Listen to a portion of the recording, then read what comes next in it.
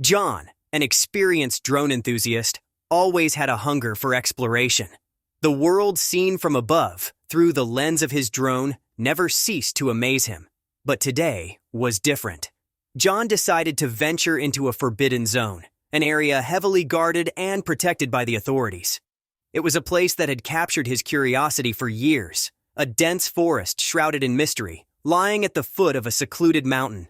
The local authorities had always been a hurdle in John's quest to explore this area. The forest had been declared off-limits for decades, and despite numerous attempts to obtain a permit, John had never succeeded. He had even proposed to enter under strict supervision, but nothing worked. His desperation to explore the unexplored grew until one day he made a fateful decision. If he couldn't enter these woods on foot, then perhaps his drone could. He carefully planned his expedition, ensuring that every detail was in place. His drone, a high-end model, was ready to take flight. John positioned himself on the edge of the restricted area, knowing that even this was risky. As the drone ascended, John felt a surge of excitement. This was it, the moment he had been waiting for. The drone soared higher, capturing the dense canopy of trees below. The forbidden zone, untouched by humans for years, lay beneath its wings. As he guided the drone further into the forest, a peculiar formation caught his eye. A mountain that seemed to rise like a sentinel from the heart of the forest. The mountain's rocky surface contrasted sharply with the lush greenery around it, and something about it seemed off. John zoomed in, adjusting the drone's camera for a closer look. There, near the top of the mountain, something glittered in the sunlight. It was metallic, reflecting the sun's rays in a way that was unnatural for a rocky surface. Intrigued, John maneuvered the drone closer, trying to get a better view. As he did, the object became clearer. A small metal door embedded into the mountainside. His heart raced. What could a metal door be doing here in the middle of a protected forest? But before he could dwell on it further, his drone started to malfunction. The screen flickered, then glitched. In a matter of seconds, John lost control. The drone spiraled down, crashing at the foot of the mountain. John stared in disbelief at the blackened screen. His drone, his prized possession, had never failed him before. He was meticulous in maintaining it, ensuring it was always in perfect condition before each flight. Something was wrong, something beyond his understanding. But now, he had a dilemma. Not only had he lost his expensive drone, but he had also uncovered a mystery that gnawed at his curiosity. The metal door on the mountain was calling to him, urging him to investigate. The idea of entering the restricted area on foot filled him with apprehension. He knew the risks. If caught, the consequences could be severe. But the thought of leaving the mystery unsolved was unbearable. After a moment of hesitation, he made up his mind. He had to retrieve his drone and, more importantly, discover what lay behind that metal door. With a mix of excitement and fear, John scaled the fence that marked the boundary of the protected area. His heart pounded as he ventured into the dense forest, the vegetation thick and unyielding. It was clear that no human had tread this path in a long time. The authorities were serious about keeping people out. But what were they hiding? The forest was eerily silent, the only sounds being the crunch of leaves under his boots and the occasional rustle in the bushes. Every noise made him jump, his mind racing with thoughts of what could be lurking in the shadows. Wild animals, government surveillance, or worse, the unknown. He used his GPS to navigate, ensuring he was headed towards the mountain. The forest was a labyrinth, and it was easy to lose one's bearings in the dense undergrowth. After nearly an hour of trekking, he finally reached the base of the mountain. There, entangled in a mass of vines high in the trees, was his drone. Relief washed over him. It appeared to be in good condition, its fall cushioned by the thick vines. But retrieving it was another matter. The drone was too high to reach without climbing, and John had no equipment with him. It would be risky, but the sight of the metal door on the mountain loomed larger in his mind. The drone could wait. His curiosity couldn't. The climb up the mountain was daunting. The steep, rocky surface presented a challenge. But John was determined. With every step, he reminded himself of the mysteries that awaited him at the top. He had faced dangerous climbs before, but this one felt different. The mountain seemed to resist his ascent, the loose gravel and hidden crevices making each step precarious. As he climbed higher, the world below shrank, the forest becoming a sea of green. The view was breathtaking, but John's focus remained on the door. He could almost feel it pulling him towards it, an irresistible force urging him on. The final stretch was the hardest. Exhaustion weighed on him, but the thought of turning back never crossed his mind. He had come too far. When he finally reached the door, it was more imposing up close than he had imagined. The metal surface was covered in intricate patterns, not just random etchings, but symbols, as if the door held some ancient secret. John noticed a smaller, concealed door off to the side, almost hidden by vines. It was less grand, more intimate, as if it were meant for a select few. His curiosity piqued. He pushed aside the vines and found an old, rusted padlock securing the door. It was clear this entrance hadn't been used in years, perhaps decades. Without a second thought, he began to work on the lock, using the only tool he had on hand, his water bottle. The metal gave way with a loud clang that echoed through the mountain. As the door creaked open, a wave of cool, damp air hit him.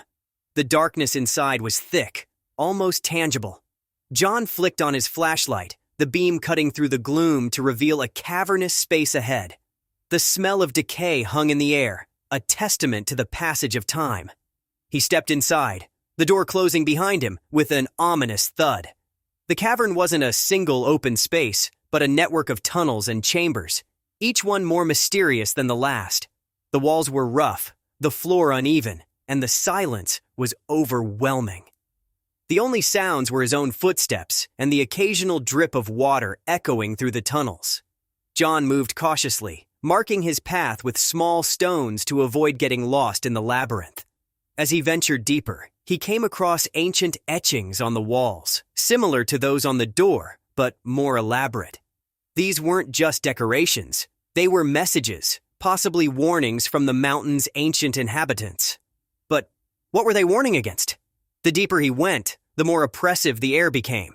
It was as if the mountain was alive, breathing down his neck, urging him to turn back. But John pressed on, driven by the need to uncover the truth. He had come too far to turn back now. His flashlight flickered, the battery running low. Panic set in.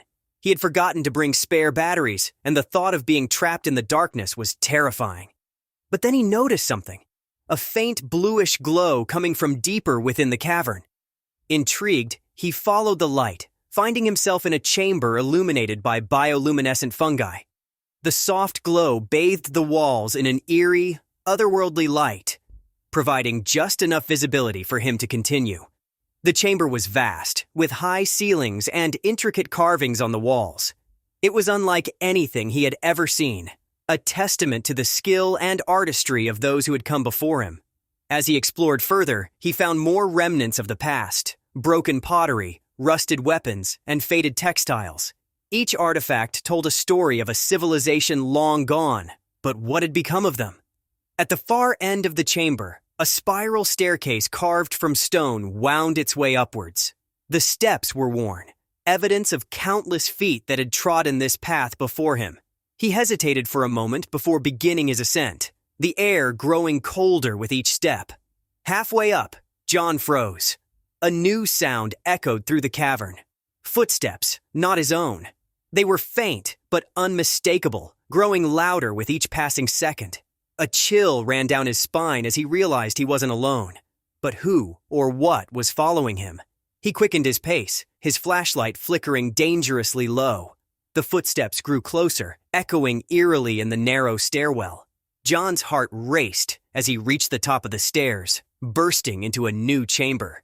It was larger than the previous ones, with a vaulted ceiling and a series of intricate columns lining the walls.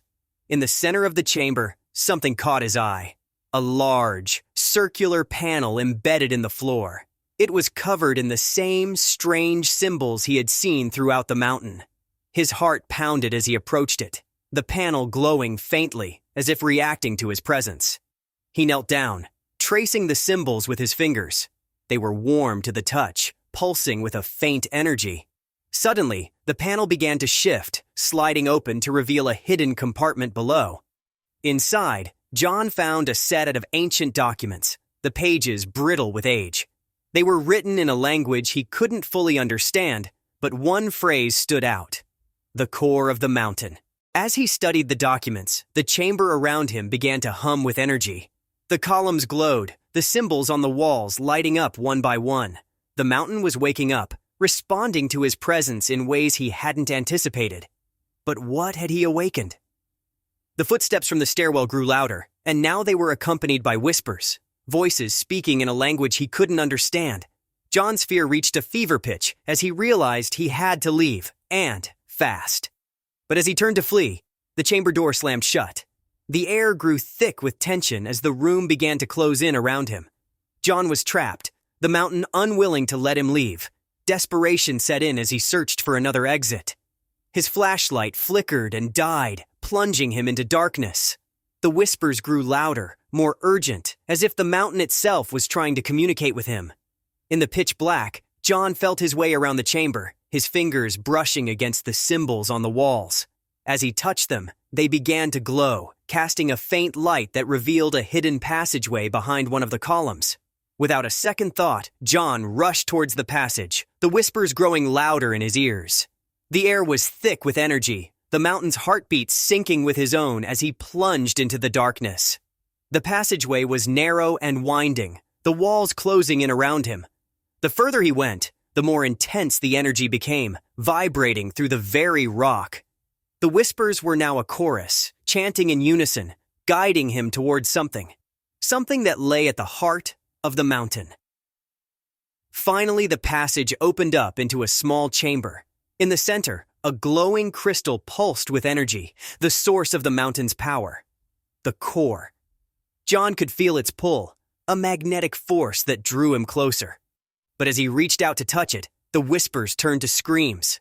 The mountain was warning him, urging him to stop, but it was too late.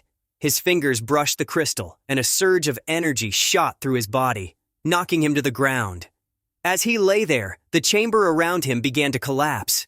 The mountain was tearing itself apart, its ancient secrets no longer safe. John scrambled to his feet, racing back through the passage as the walls crumbled around him. He burst out into the open air, just as the mountain behind him caved in, the sound of crashing rocks deafening. He had made it out, but just barely. The mountain's secrets were buried once again, hidden from the world. Exhausted, John collapsed on the ground, the documents clutched in his hand. He had risked everything for a glimpse of the unknown, and while he had escaped with his life, he knew that the mountain had taken something from him, something he would never get back. As he lay there, staring up at the sky, John realized that some mysteries were never meant to be uncovered. The mountain had warned him, and he had paid the price. But even now, with the mountain's secrets buried beneath the rubble, he couldn't shake the feeling that the adventure wasn't over. The core of the mountain had left its mark on him, a lingering presence that would haunt him for the rest of his days. And as he slowly made his way back through the forest, John knew that he would never be the same again. The mountain had changed him in ways he couldn't yet understand.